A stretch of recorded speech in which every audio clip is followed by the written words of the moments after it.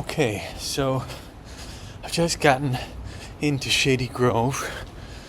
It's pretty quiet. Just waiting for my car. Not really sure. Oh, hold on. This might be. I think this is it. Hey, it's Steve, right? Okay. Here we go. Whew. Mind if I'm just gonna move a couple of these things over. So you know the way? Have you lived here a long time? Yeah.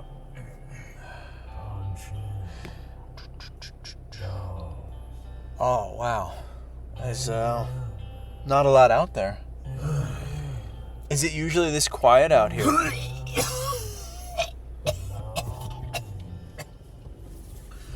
Oh, Jimmy.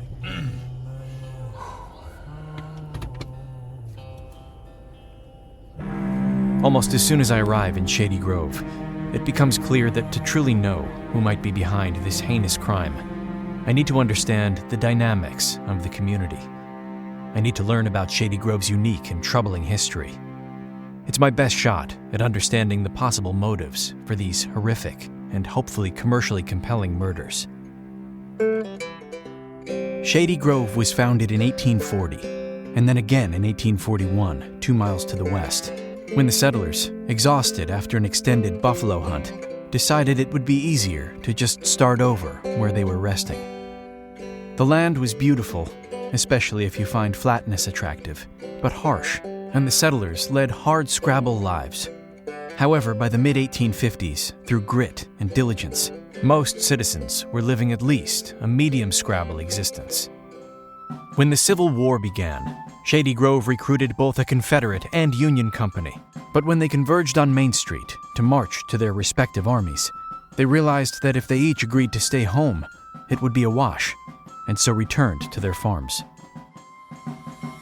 Shady Grove kept pace with the rapidly growing nation in the years that followed, as its citizens engaged in the typical pastimes of the era, such as attending square dances, racism, and staring somberly into cameras. In fact, Shady Grove was a lot like any other small, middle American community until the early 1900s, when a young Edward Putnam began pursuing his lifelong ambition, the putifying of America. Every school child here knows Edward Putnam was born on April 19, 1889.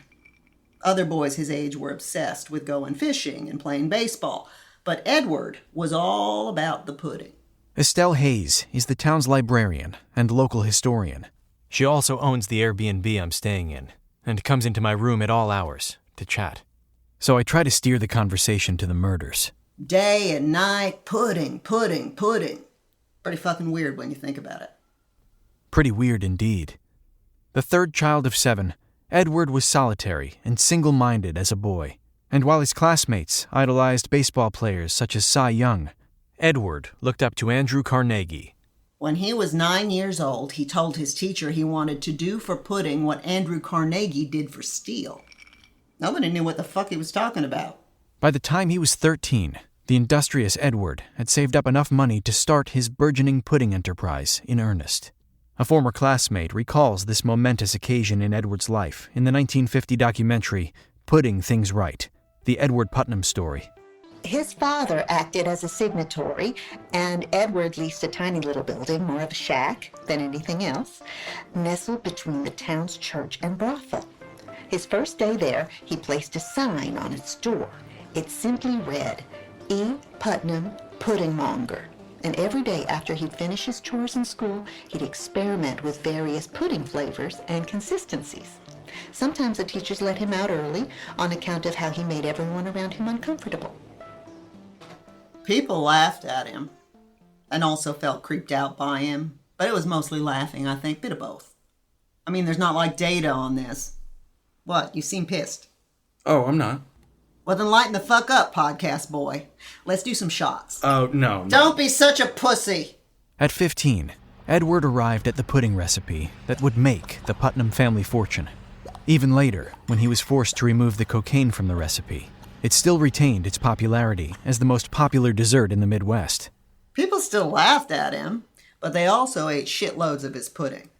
It's hard for us to fully appreciate the mania this pudding created. Horatio Alvarez holds the Little Debbie Chair of Sociology and Snack Food at the Putnam Online Institute for the Advancement of Pudding Studies in Chicago. You have to understand that to rural and working-class Americans, enjoying things was a brand-new craze sweeping the nation. So yes, timing was a factor, but the man made a damn good pudding. By 1916, the demand for Shady Grove pudding was so great that Putnam built his first pudding foundry just outside of town. It was soon operating 24 hours a day. They couldn't make that shit fast enough. Still, all was not well in Shady Grove. Edward Putnam ran this town like a king. Sure, he and his cronies were getting rich, but the common man was suffering. And then the first murders happened. First murders? Yeah. I mean, Jesus, did you even bother to Google this place? I had. Or I did when I got back to my room. In the summer of 1936, an automobile belonging to Edward's elder son, Walter, was found on the outskirts of town, with the bodies of 2 murdered women in the back seat. They tried to hush it up, but hey, you want a refill? Oh, no. I'm just going to top myself off. Okay. Yeah, anyway, it's a small town. You can't cover up something like that. But it didn't matter. Walter never even got charged with anything. Or the second and third times. How many times did that... Listen, crazy runs hard in that family. Walter was like his old man. With Edward, it was making pudding. With Walter, it was killing prostitutes. It's hard to find much in the way of official records on these murders. Some of it survives only as lore. But many believe Walter killed up to 8 sex workers between 1936 and 1938. Yet the only evidence of Walter having a run-in with the law at that time was a traffic ticket issued in September of 1938 for speeding in a pudding manufacturing zone. With the town growing restless due to the perception the Putnams were literally getting away with murder, as well as the growing prostitute shortage, the Putnam family sent Walter to scout new pudding markets in South America. But before he reached his final destination, he reached his final destination, which means I'm saying he was killed. Walter Putnam's death was ruled as a result of a car accident by the county coroner, but some felt it was a case of another Putnam murder, pointing out that car accident victims usually don't have multiple stab wounds, as Walter's body did. Also, he was found in his kitchen. He was survived by his wife, Tess, and his 2 young daughters, Mary, 3, and Catherine, 18 months. They soon left for parts unknown, and there they seemed to fade from the picture, at least for the time being, but remember them going forward. As for Walter, Eddie Often. Edward Putnam Jr., known to all as Eddie, was playing a larger role in the day-to-day operations of the company and was widely known as ruthless in business. And he had come to view his older brother as bad for business. Walter had become an embarrassment to the family. And think about how fucked up you had to be to claim that title. Very is the answer. The year before, Edward Sr. testified before a Senate subcommittee, urging Congress to subsidize his plans to design low-cost housing built with what he claimed to be a revolutionary new material, which he repeatedly promised the press and Congress was not related to pudding. But when he arrived to give testimony, he ceded his time to his imaginary friend, Professor Pudding. And when Putnam was questioned by visibly uncomfortable senators, Edward answered every question with the word pudding. He was seldom seen in public again. The company and the town briefly became a laughingstock. Pudding sales slowed to a crawl. But thank God World War II happened. The American people in their righteous might will win through to absolute victory. This gave the Putnam family the second chance it needed. Somehow Eddie got the government to declare pudding an essential wartime industry. Everyone knew the whole thing was corrupt, but everybody was getting rich, so who's going to complain? And the few people who did, well, they tended to go missing.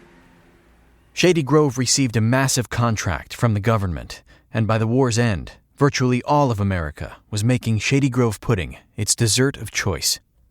By 1948, the Shady Grove pudding empire was at its apex. Under Eddie's cutthroat business tactics, the company had extended its reach into significant holdings in textiles, owned a string of newspapers and radio stations throughout the Midwest, and sponsored one of the most popular radio programs in the country. This ad, which aired regularly in 1948, is typical of the Shady Grove pudding marketing campaigns. You're so right, Marty. Foreigners are funny. Marty, just came by to drop off that hammer I borrowed. Say, pal, what's the big idea? Trying to steal my wife? Don't be silly, Tom. The only property of yours I'd ever steal is your case of creamy, delicious Shady Grove pudding.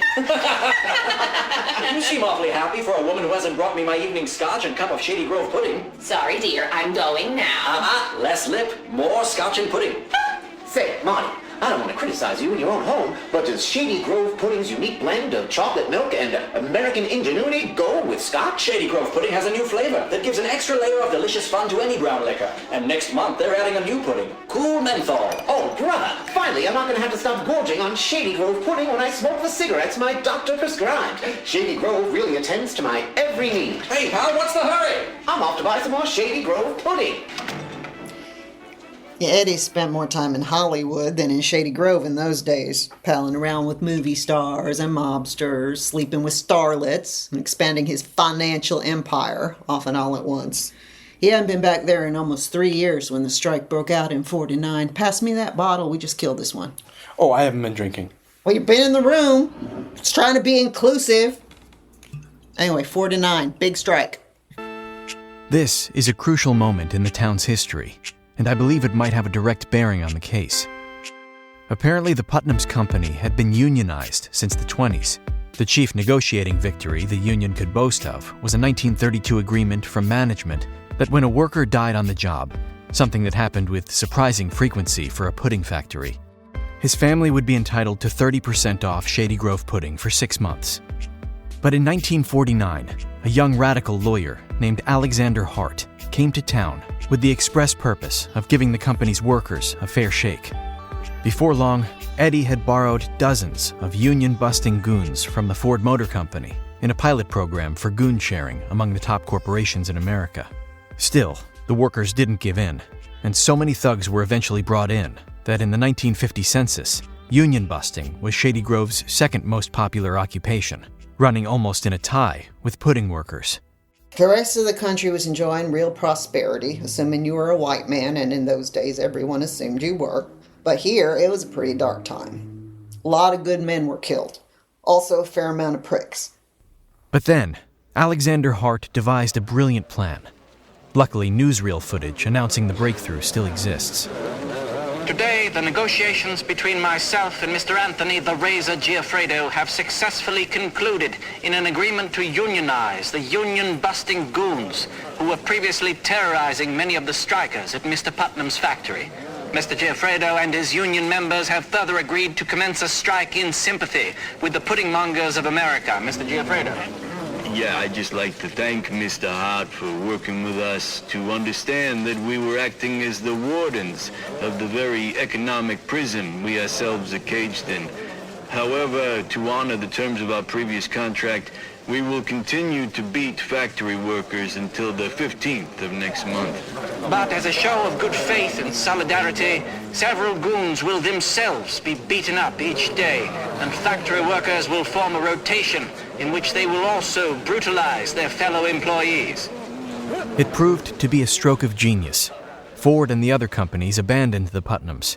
For Eddie, it was a crushing and humiliating blow, one from which many say he never fully recovered. He was forced to negotiate a contract that allowed for paid vacation, shorter hours, and insulin for the vast diabetic population of the town. Hart eventually settled in Shady Grove, as did many of the newly unionized goons, whom Hart would frequently represent when negotiating terms with other companies who needed their services. And so, the bitter rivalry between the Putnam and Hart families began.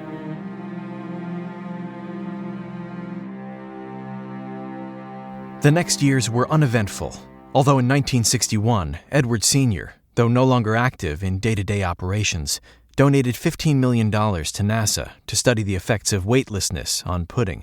Infuriated, Eddie stripped his father's right to control his own money. I mean, given the way Ed Sr. was pissing it away, it made sense. But the way he did it not only alienated him from his father, but from his 21-year-old son, Robert. Eddie Jr. was grooming him to take over the plant upon his retirement, but Robert never forgave him. Also, Robert was a fucking idiot. Robbie was always a free spirit, a true iconoclast. He was a true fuck-up. He was always thinking outside of the box. If Robert Putnam ever thought outside of the box, it was because he was too dumb to figure out how to open it. By 1967, Eddie only saw Robert when he'd begun some ill-fated business venture or another. In 1970, less than a year after Woodstock, Robert sank nearly $3 million into his ill-fated Pudstock.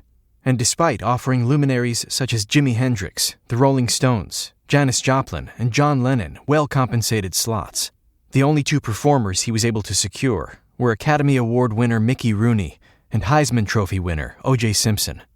And despite their groundbreaking duet rendition of The Who's rock opera Tommy, it was a disaster, with Robert somehow losing $7 million, despite only investing $3 million. And then, the town was hit particularly hard by the rough economy of the 70s. You can't base your economy on one product, especially if it's fucking pudding. But if the Putnams, and Shady Grove itself, were going through hard times, Alexander Hart's family was on the ascent. His only daughter, Alice, had graduated from law school and was duly sworn in before the bar as the state's first lawyerette. Women weren't called lawyers in Shady Grove until the early 1980s. In 1983, she became the county's youngest and first unpenist district attorney, and her first target was Shady Grove Pudding's grip on the town. She immediately pressed Shady Grove's city council to rename the town's streets, which had all been named Pudding Street since 1930, making the most basic navigation in town excruciating and dangerous. While that move was widely applauded, in 1997 she indicted Edward Putnam Jr., then 86, on 14 counts of witness tampering, murder, and transporting pudding across state lines for the purposes of voter intimidation. Quickly, the town turned on her. Alice underestimated the love the community had for the Putnams. Not Eddie, per se, but you see, for Shady Grove, that company had become synonymous with their identity. Our high school sports teams are called the Snack Packs, for fuck's sake. But she humiliated that man, and that was going too far. She lost the next election. Eddie pleaded guilty, but shot himself before sentencing. 2 weeks later, Edward Sr. died at the age of 108. It was a shock to the community. People referred to the time as Double Fudge December. By then, Robbie had long left the company, trying to break into the burgeoning cult industry. So, the board, looking to show continuity, chose Robert's son Teddy to become CEO. An unfortunate choice.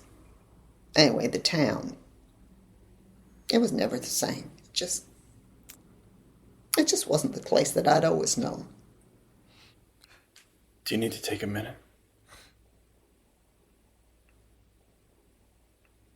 Estelle?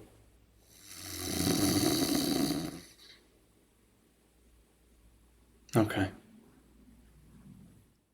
Then, with Shady Grove in a seemingly irreversible decline through the 90s and the first decade of the 2000s, Teddy's twin sister, Amanda, took the reins of her family's moribund company and through her discipline and grit, brought Shady Grove Pudding, and Shady Grove itself, roaring back to life. By 2015, she was hailed as the town's savior.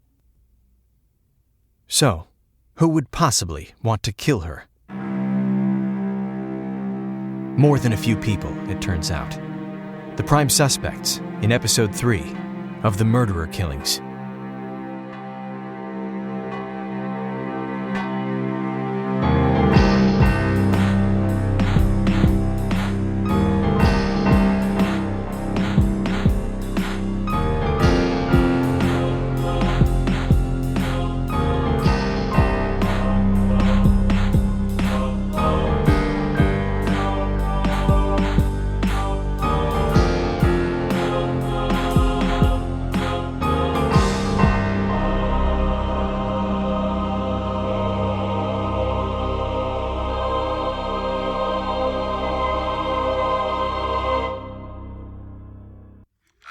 Oh, hi. I ordered my food like 2 hours ago. It's Charlie and Karika. I ordered a burger and a milkshake. It's been like 2 hours. What's that? No, Okay, bye.